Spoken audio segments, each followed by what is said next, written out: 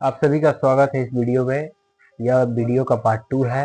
इससे पहले हम लोग पहले चैप्टर का वीडियो बना चुके हैं, जो पार्ट 1 का, जो सामाजिक विभिन्नता तक हम लोगों ने कवर किया था। और सामाजिक विभिन्नता के बढ़ जाने से सामाजिक विभाजन का दौर आ जाता है, कगार पर आ जाता है देश। उसके बाद का हम लोग देखने जा रहे हैं सामाजिक विभाजनों की राजनीति के परिणाम स्वरूप किन किन चीजों पर क्या होता है, परिणाम पड़ता है सामाजिक विभाजनों की राजनीति करने पर। तो जैसा कि हम लोग जानते हैं कि भारत में एक दौर था कि मुद्दा विकास हुआ करता था। मुद्दा हमेशा जनता की भलाई, गरीबों की भलाई का मुद्दा हुआ करता था। लेकिन एक ऐसा दौर आया जिसमें विभिन्नता का फायदा उठाया जाने लगा, जाति के आधार पर, धर्म के आधार पर। क्या कि विभिन्नता को एक तरीके से क्या ले लिया गया, सूचक के रूप में, ताकि उस पर हम राजनीति कर सके। अगर किसी जाति को नेता ज्यादा सपोर्ट कर रहा है तो उस जाति के लोग उसको वोट देते हैं। किसी धर्म को नेता ज्यादा सपोर्ट कर दे रहा है तो लोग क्या करते हैं, उस धर्म के आधार पर वोट देने लगते हैं। ठीक है। जिससे क्या होता है, विभाजन तो देखने को मिलता ही है समाज में। उसके फलस्वरूप जो राजनीतिक का परिणाम निकलता है वो बहुत लोकतंत्र के लिए खतरनाक होता है।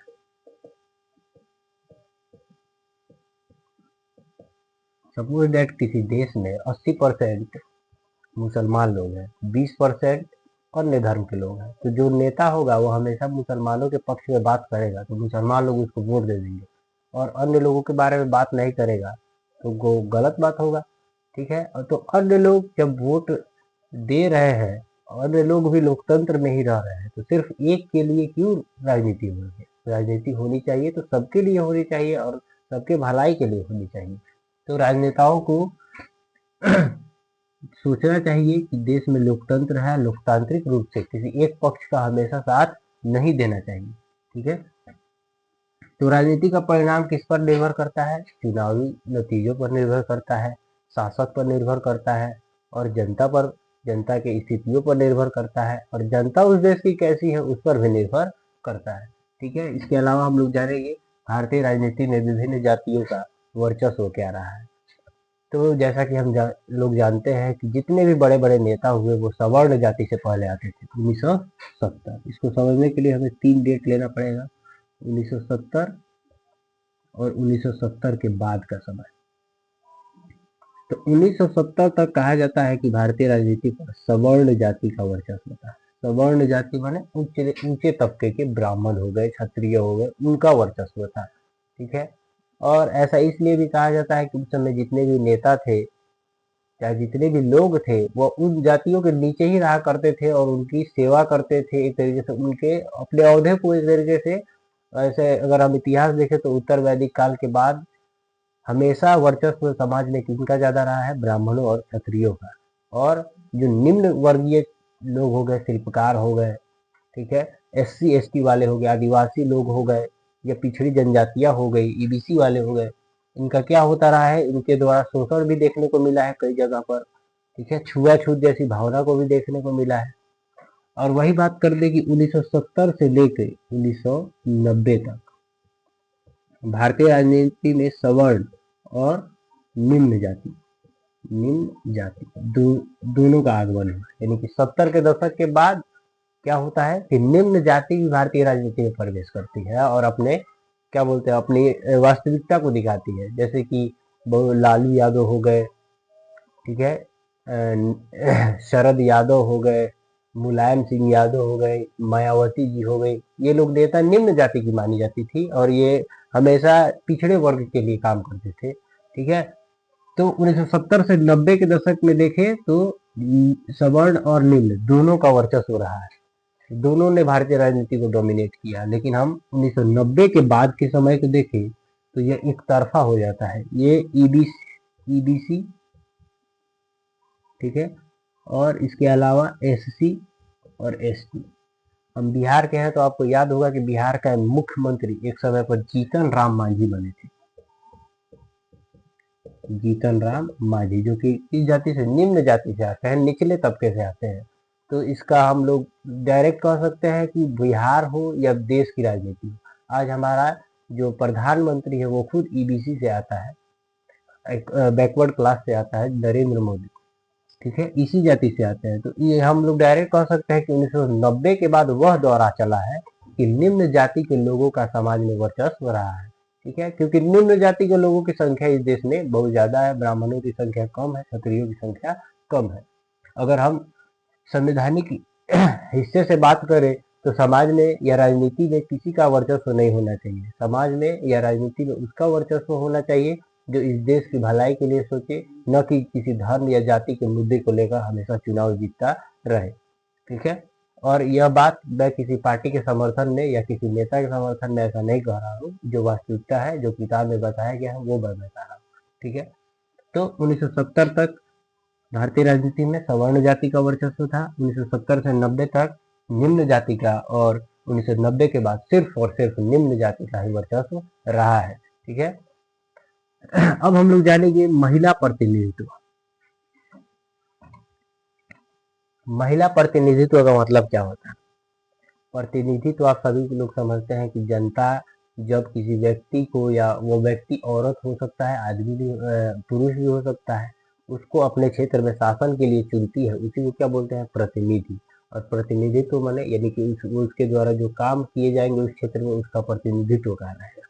तो भारत में जो प्रतिनिधित्व का मामला है औरतों के हिसाब से पहले तो नगण्य था, यानी कि एमएलए हो, एमपी हो, मुख्यमंत्री का पद हो या प्रधानमंत्री का पद हो, महिला बहुत कम बार ही बन सकती है। महिलाओं का उतना वर्चस्व नहीं रहा है। ठीक है, इसके बाद हम देखें तो आज के समय में 33% आरक्षण हो गया है महिलाओं के लिए, कि अब हमारे जो लोकसभा में होगी कितना परसेंट औरत रहेगी? 33%। यानी कि एमपी के रूप में जो मेंबर ऑफ पार्लियामेंट, सांसद भी कहते हैं कि 33% महिलाएं होनी ही चाहिए। उनके लिए पद को क्या कर दिया गया? रिजर्व कर दिया गया। लेकिन अभी भी बहुत सारे क्षेत्र हो गया, बिहार, पश्चिम बंगाल और यूपी का क्षेत्र हो गया, वहां पर महिला सांसद या महिला विधायकों की कमी देखने को मिलती है। क्यों? क्योंकि वो लोग को ज्यादा शुरू से ही दबा के रखा गया है।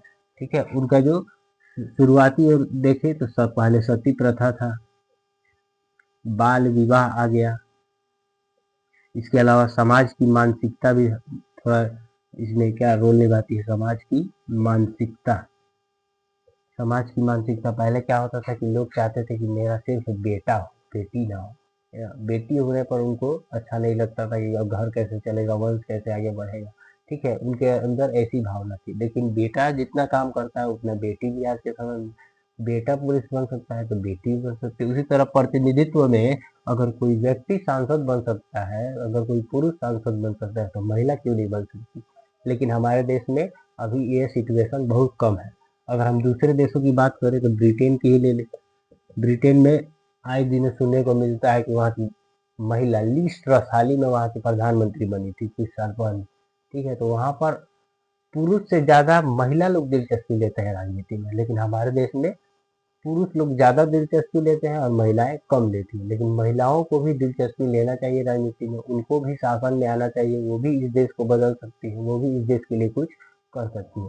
तो ऐसी मानसिकता जब आ जाएगी उनमें तो वो क्या होगा कि महिला का भी भागीदारी हमारे राजनीति में, हमारे चुनाव में, हमारे शासन में, हमारे देश में बढ़ने लगेगी।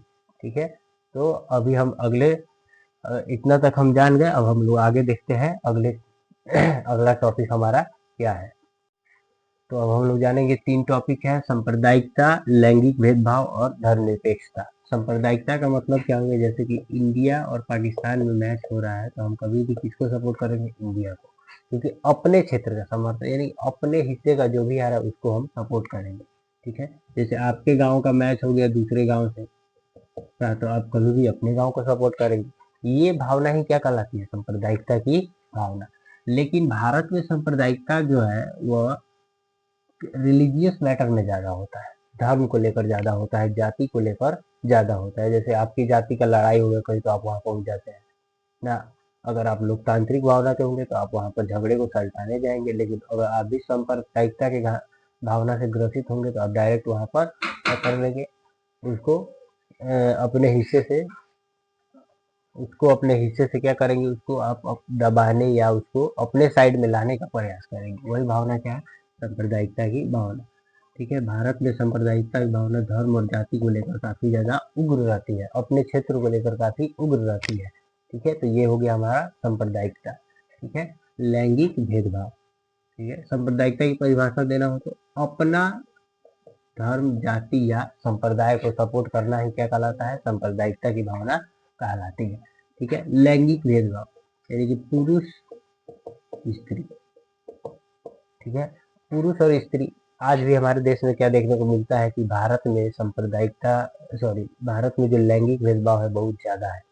पुरुष जो काम करता है, महिला जो काम करती है, पुरुष और महिला एक ही काम करते हैं लेकिन दोनों को अलग अलग वेतन दिया जाता है। ऐसा क्यों?